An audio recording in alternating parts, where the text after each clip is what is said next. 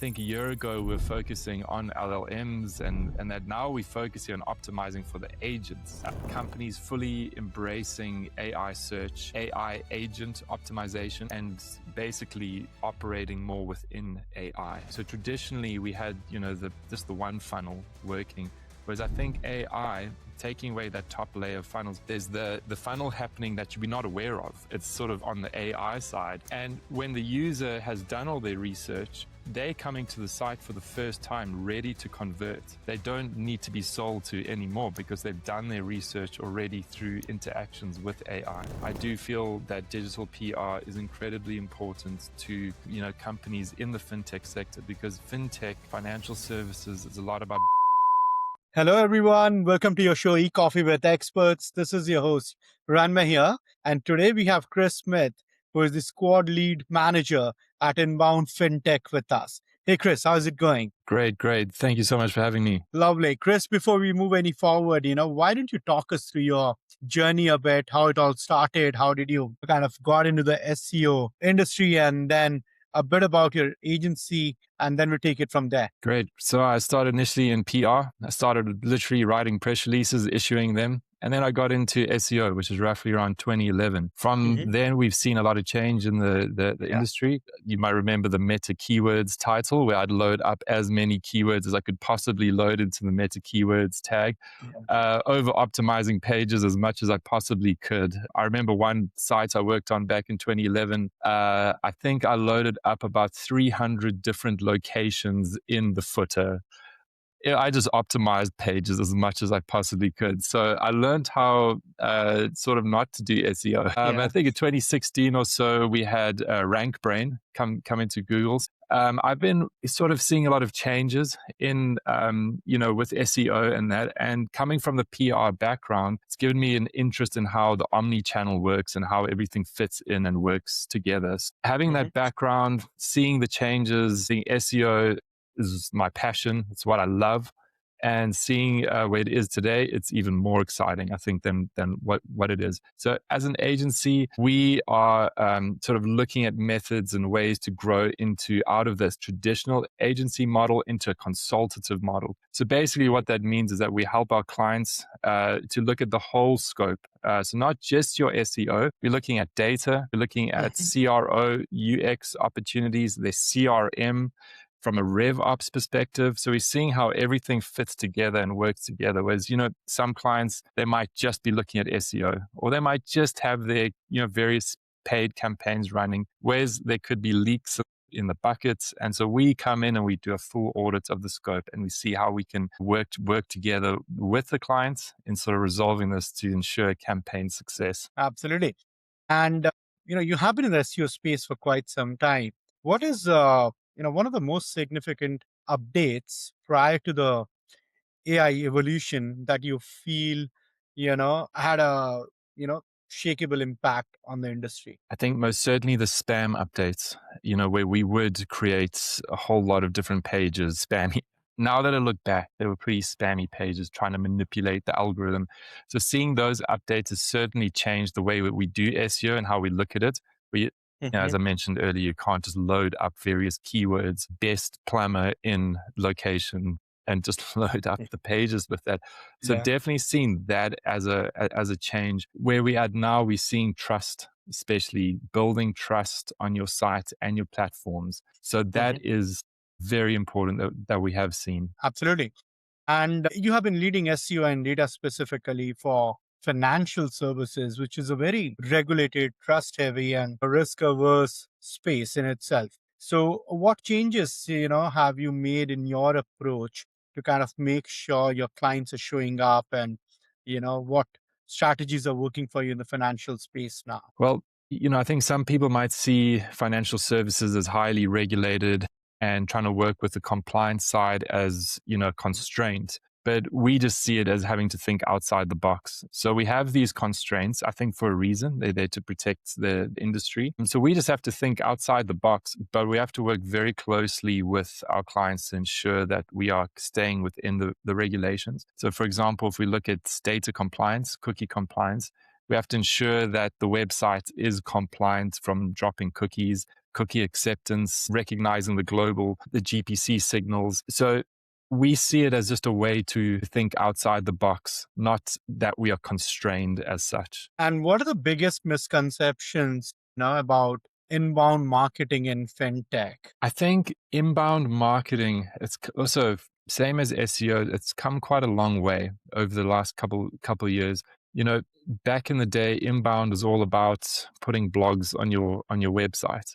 Websites used to be really static 10 years ago. It was just a brochure. It was the homepage, the about Yeah. us, the contact. And then people started saying, you should be putting a blog on your websites. And, I think, companies thought, what's the point of a blog? And then we show them the values that you can educate not just your clients, but the Google crawler as to what your site is about. We can put up a whole lot of blog posts. So I think inbound, where it comes from, is a lot of content, that magnet style marketing, and having content that's going to bring people to your website. Whereas today, I think inbound looks a bit different. Inbound is looking at the omnichannel. It's looking at a whole lot of different factors. It's looking at, where are you showing up?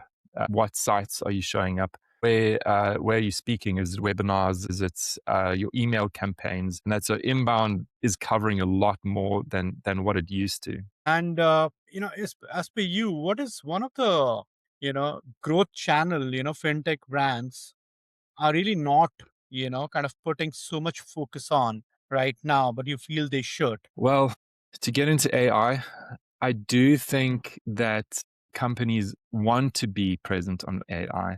They are wanting to focus, but they don't have the handles. So they want to be there, but they don't fully see the full power and the full engagement of being present on AI.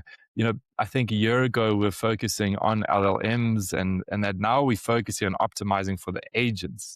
So I do think that companies fully embracing AI search, AI agent optimization, and basically operating more within AI. And with AI overviews and generative answers, Chris, reducing top of the funnel clicks now, how should fintech companies restructure their content funnels as per you? Well, just to look at funnels at the moment and the way that we're seeing funnels working. So traditionally we had, just the one funnel working.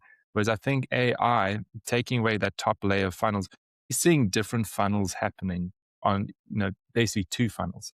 There's the funnel happening that you'd be not aware of. It's sort of on the AI side. And then there's the traditional funnels happening. So these two funnels happening in parallel at the moment. And we're seeing the traditional funnel, which is the top, it goes through different stages, and then the funnel that's happening side by side. And when the user has done all their research, they're coming to the site for the first time, ready to convert. So I think we need to consider that there are these two groups of people that are coming through the traditional method and then who are ready to purchase. So we need to ensure the UX, the CRO side of the website is handled to take both funnels, because there is going to be that user who's ready to purchase. They're ready to fill out the contact form.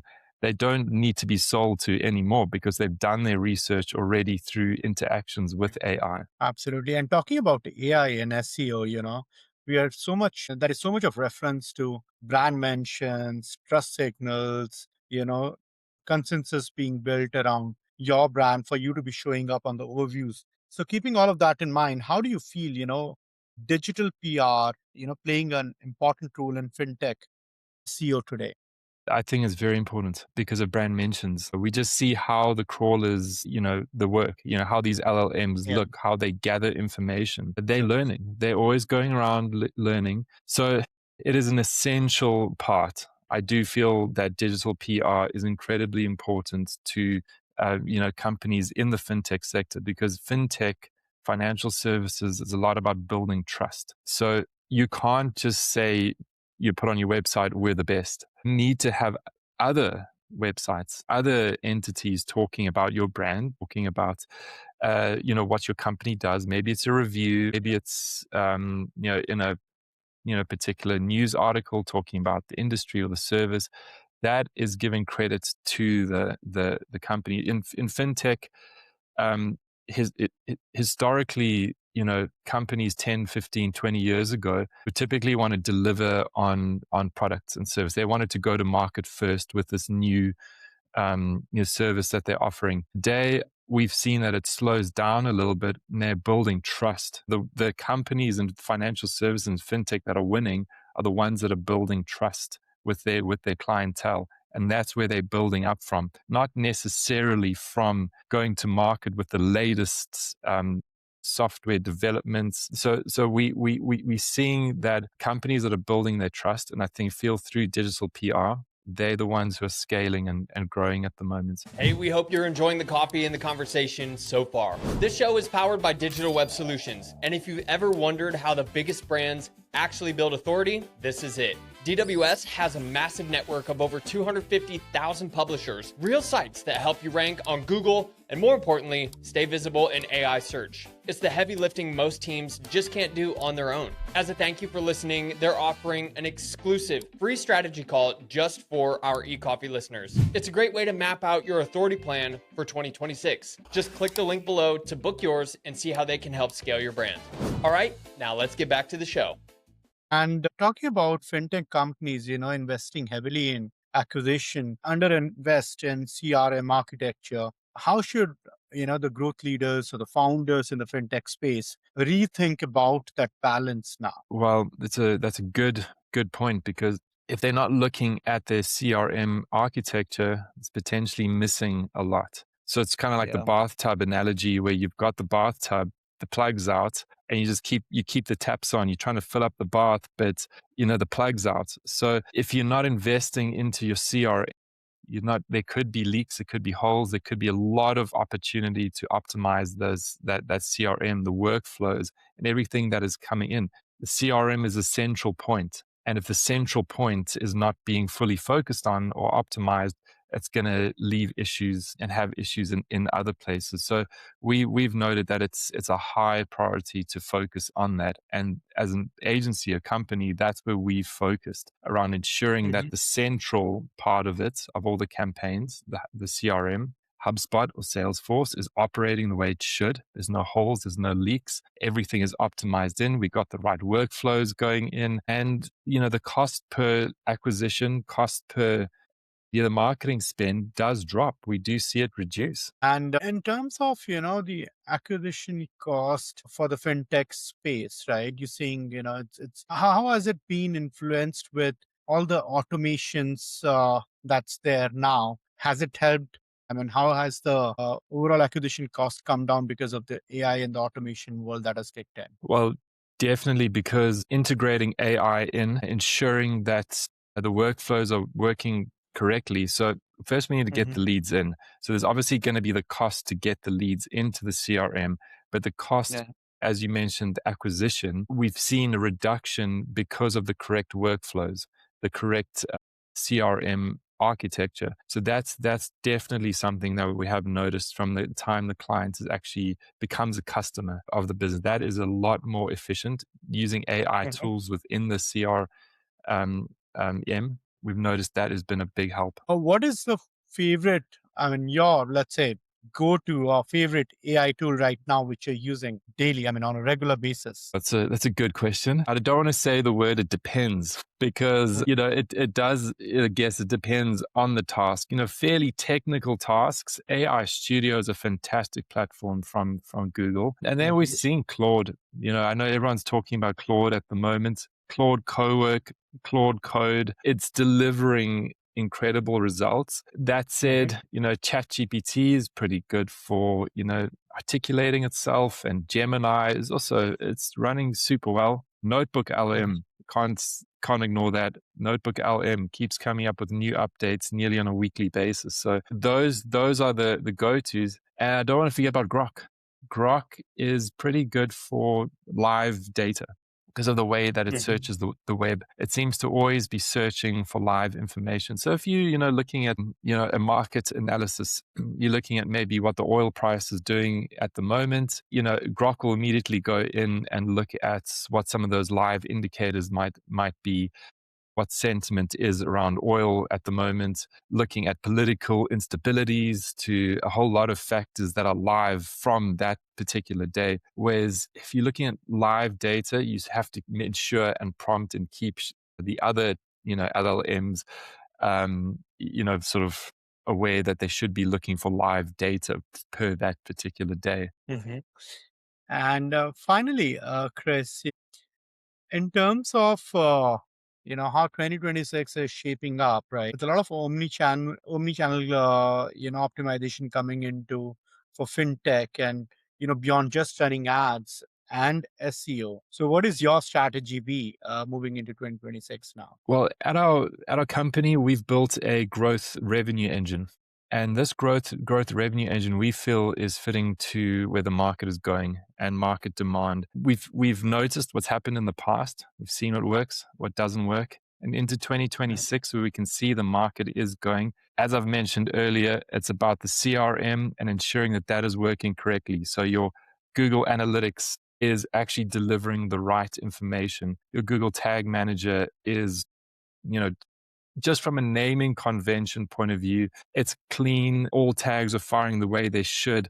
Data compliance is correct. So we have all the right sources feeding in. Then we look at the leads, where they're coming in from, how we can optimize. We define the ICP. We've noticed that a lot of companies are just not fully focused on the ICP. And so with our growth revenue engine, we spend a lot of time researching the ideal customer profile. And we go into every possible tool that we can research. We find our research, we work with the clients, and we say, this is what we believe your ICP is based on data, based on research, not just a thought. Of course, we work with the sales team. The sales team do, of course, know who their ICP is, but we come in and we show them new data. It helps the sales team to identify new areas that they can be focused. So yes, this omni-channel is it's not just the marketing team, it's the sales team too. We're involving Exco. It's a massive team effort between our company and the clients. And so once we've done all this research, we found ways that we can implement based off 8 pillars. So it could be your go-to-market strategy. It's looking at the CRM, the RevOps, the data, the compliance, the UX, the CRO. There's so much that we do in there to get them in front of their ICPs. That I would say is where we're seeing things go, in that it's a massive focus on every part of the marketing sphere. It's no longer siloed, and marketing into 2026 cannot be siloed.